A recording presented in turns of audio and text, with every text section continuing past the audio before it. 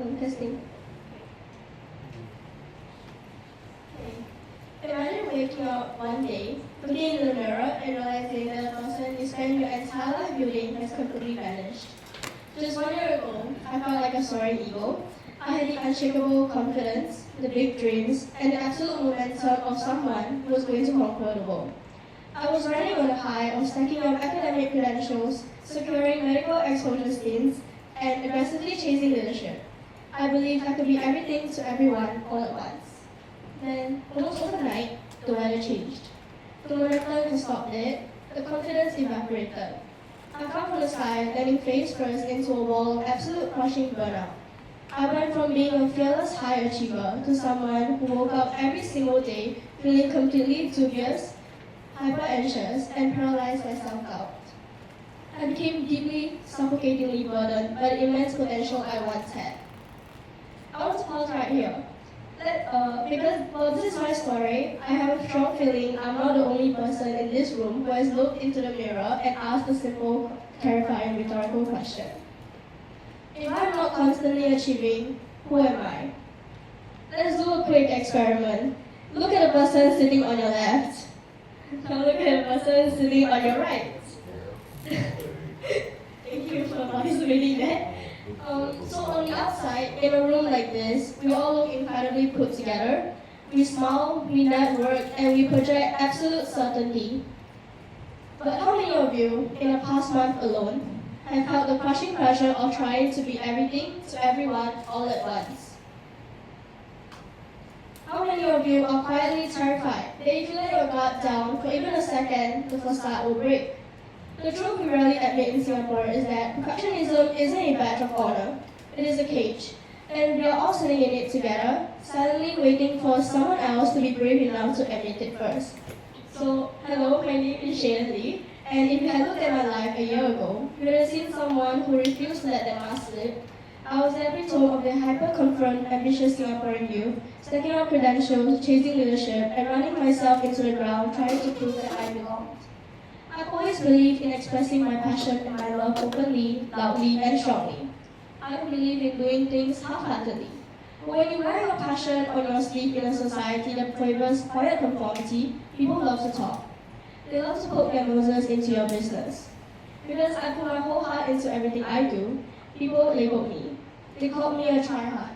And let me tell you, it is exhausting to constantly force yourself to ignore the noise, trying your absolute best not to drown in that gossip when it surrounds you every single day. We put so much pressure on ourselves because we treat life like an exam we are supposed to ace. But life is an instructionless game. I think my perfectionism grew because my heart simply felt too much. I looked at the world still fractured by inequality, whether socioeconomic status or gender, and it broke me. I used to joke that I wish I was a ninja who could split myself into 3 different versions. One to be a doctor, one to be a global advocate like Emma Watson or Greta Thunberg fighting for the environment, and one to fulfill my lifelong bucket list of volunteering in Africa. I've always dreamt in Technicolor. At primary 4, I bought my very own first stethoscope and spent hours role-playing doctor and patient with my mother. At age 11, I was dreaming of an Ivy League education in the States, probably buying this Harvard merchandise you see here, which is from Cotton On. I meticulously planned my entire future, from my own career milestones to how many kids I wanted to have. My sights were set irrevocably on medicine. When I step into a hospital today, I don't just see a building. Just thinking about my aspirations and my prospective career, I already feel the immense weight of people's lives and futures sitting in my hands. And it makes me feel so much. I find myself overanalyzing everything, feeling every piece of it deeply, feeling so entirely human and raw. I understand the astronomical stakes, and while some see that as gravity as a burden, I see it as a beautiful privilege that not everyone gets to have. But because the stakes were so high, when I hit my O-levels, my originally planned blueprint shattered. I didn't get the score I wanted for my dream school. What happened next is something I rarely talk about. My friends were shocked, asking me what went wrong. And the terrifying truth was, I couldn't tell them. To this day, my brain has literally locked that exam season away to protect me. I know that I gave my 100% at that point of time, but deep down, I knew it wasn't my true 100%.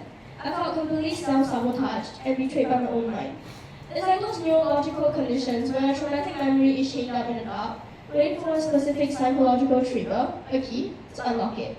I don't remember the details, I just remember it as a dark, heavy year, and I desperately yearned for the successful past version of myself. There were so many times I wanted to quit. The sacrifice felt too heavy. I remember the painful times I had to give up on normal social functions, such as completely missing out on hanging out with my closest friends, and even having to skip church just to claw out more hours to study. I was sacrificing my community, my youth, and my peace, yet still contemplating if this path was actually right for me, because the stakes remained terrifyingly high. And the worst part about all of this is that it was entirely self-induced. No one in my family ever pushed me. No one forced me to chase these heights or run at this exhausting speed. It wasn't external tyranny, it was an internal trap I built for myself. As a first-generational student and an only child, there was no family blueprint. And when you are the only child building the road, you carry an unsaid, invisible expectation that you cannot fail. You are the hope. And so, I became my own harshest judge. I kept waiting for a moment where I would feel entirely ready, but the truth about a calling is that you will never feel ready. Because being ready isn't a feeling, but it is a decision. And every time I wanted to throw in the towel, I remembered that if I quit, I would need to face that 4-year-old girl who was rocked like stuffings and dared to dream first. But traveling opened my eyes. It made me realize how small our little red dot really is, and how much vast, beautiful life exists beyond our shores.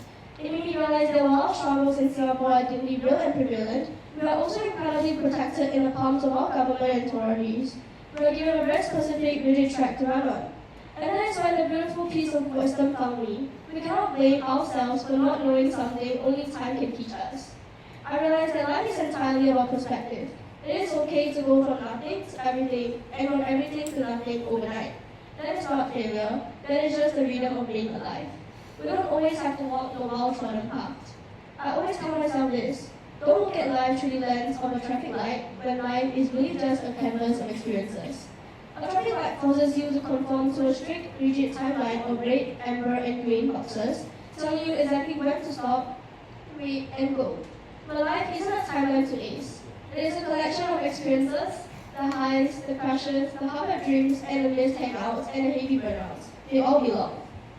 When you drop the traffic light mindset, you realize that falling down doesn't mean you've broken the rules of the game. It just means you're playing it.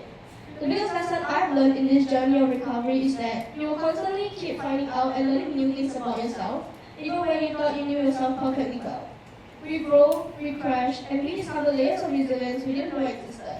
And because of that, it's entirely beautifully okay for your dreams to evolve. A blueprint made at 4, 11, or 16 is not a life sentence. It's just a starting point. Now, touch wood, I'm only terrified that if I don't end up getting into that, this entire speech is going to be biting back at me like a total joke. But you know what? Even if it does, it won't be a failure, because the ultimate victory isn't a specific title or a white quote. It's the fact that I dared to try, dared to fall, and learned how to step back up. Before I close, I want to say a profound thank you to all the beautiful people who have stuck by me through it all. To my family, my friends, and the community who chose to look past the try hard label, who sat with me when I was drowning in the noise, and who reminded me of who I was when my own brain locked the memories away. Your grace is the reason I am standing on this stage today. And finally, I want to thank this platform for having me today and for creating a space where we can actually be vulnerable, drop our masks, and speak our truths. Today, I am proud to be a tryhard because trying hard means you actually care about something bigger than yourself. I'm still building my path entirely from scratch. I haven't magically cured my anxiety, and people will probably still talk, but I'm no longer burdened by the potential I used to have, because I choose to live for the hope of it all. For the goal role playing my stethoscope, the privilege of whatever impact lies ahead, and the resilient woman I'm becoming today. To anyone in this room who is currently staring at a wall, feeling isolated, or drowning in the noise of what others think of you, drop the weight of perfection, give yourself permission to be beautifully, rawly human. You do not have to be a soaring eagle every day to be worthy of the stage. Sometimes, the most beautiful, rebellious thing you can do is to dare to pivot, dare to show your cracks, and dare to pick yourself up anyway. Because as the famous philosopher, sorry, I don't know how to pronounce his name, Friedrich Nietzsche once wrote, he who has a lie can bear almost anyhow. Find your why, decide to be ready, ignore the traffic lights, and dare to grow from scratch. Thank you.